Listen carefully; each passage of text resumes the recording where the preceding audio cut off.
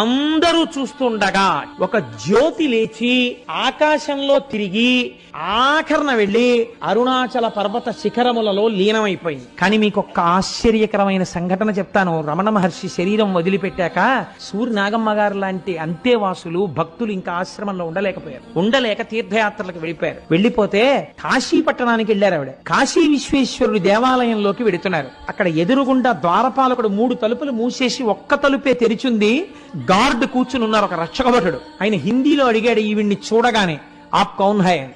అడిగితే ఈవిడ వచ్చిరాని హిందీలో, నన్ను సూర్యనాగమ్మ అంటారు, నేను దక్షిణాదిన తిరువణ్ణామలలో రమణ మహర్షి సేవ చేసుకున్నదానను అని చెప్పారు. అంటే ఆయన అన్నాడు, అమ్మా, రమణ మహర్షిని సేవించిన వారికి కాశీలో శివలింగాన్ని కౌగులించుకున్న వాళ్ళకి తేడా లేదు, మీరు ఇంకా కాశీ రావలసిన అవసరం ఏముందమ్మా అన్నాడు.